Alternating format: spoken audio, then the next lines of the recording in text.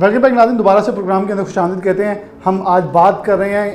اپنے ذہنی تناؤ جو معاشرے کے اندر بہت تیزی سے پھیلتا ہوا نظر آ رہا ہے، اور اس کے اندر میں نے ابتدائیے کے اندر پروگرام کے اندر یہ کہا تھا کہ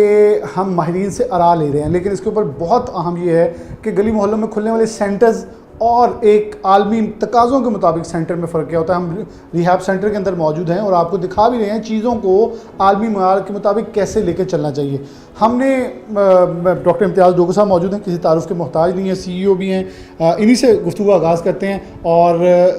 خاص طور پر ہم نے ڈاکٹر صاحب بہت شکریہ آپ کو وقت دینے کے لیے، میں آپ کی طرف ہی آ جاتا ہوں. ہم نے سائیکالوجسٹ کو ایک خاص پاگلوں کا ڈاکٹر بنا لیا ہے، اور وہ کہتے ہیں کہ کوئی پاگل ہونا ہے، اور میرے خیال میں اگر ہم روز کی بنیاد پہ ملیں تو ہمیں بہت سارے لوگ انکلوڈنگ میں ایک چوک گزر کے تو ہمیں پتہ چلتا ہے میں نے تو یو ٹرن لینا تھا، یہ حالات نارمل نہیں ہیں، لیکن ہم مانتے نہیں ہیں. کتنی ضرورت ہے اور معاشرے میں پھیلی ہوئی اس ذہنی تناؤ جس کے اندر فائنینشیل ایشوز اور بہت سارے ایشوز آج بڑھتے چلے جا رہے ہیں. آپ ماہر ہیں اس کے، پاکستان کے بھی پریزیڈنٹ ہیں سائیکالوجی ایسوسی ایشن کے. کہاں ہم جا رہے ہیں اور کتنی ضرورت ہے اچھے اور عالمی تقاضوں کے مطابق ریہیب سینٹر جیسا آپ خود چلا رہے ہیں؟ جی، اگر ہم ریہیب سینٹر کی بات کریں تو ڈیفینیٹلی اس میں تو ایک ٹیم اپروچ چاہیے ہوتی ہے نا، کہ کتنے لوگ مل کے اس کو ڈفرینٹ جو ایریاز کو کور کرتے ہیں، ایک کمپریہنسو وے اسیسمنٹ کرتے ہیں انیشیل نیڈ دیکھ کے، اور اس کے بعد کن کو ضرورت ہے آؤٹ ڈور ٹریٹمنٹ کی، کن کو ضرورت ہے انڈور کی، اور کن کو جسٹ کاؤنسلنگ چاہیے. اب جیسے آپ نے اگزامپل دی کہ بھول کے آپ آ گئے چلے جائیں، تو وہ ایک پری آکوپیشن ہے، مائنڈ میں ملٹیپل چیزیں چل رہی ہوتی ہیں، اس کو ہم ایک نارملی کنسیڈر کرتے ہیں انٹل انلیس کہ وہ پرسسٹنٹ ہو،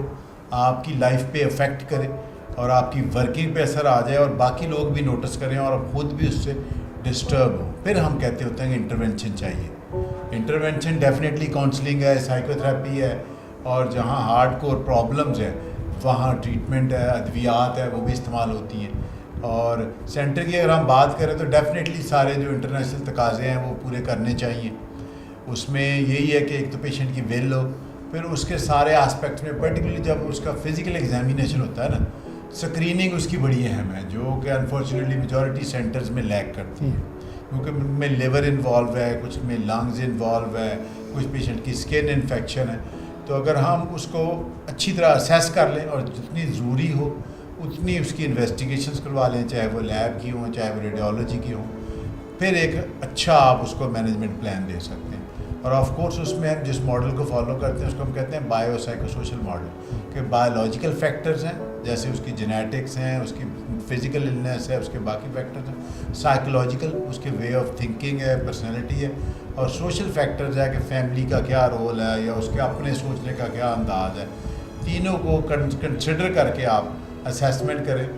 اور انہی لائنز پہ اس کی مینجمنٹ ہو تو ڈیفینیٹلی پھر وہ سینٹر ایک اچھا سینٹر گنا جاتا ہے.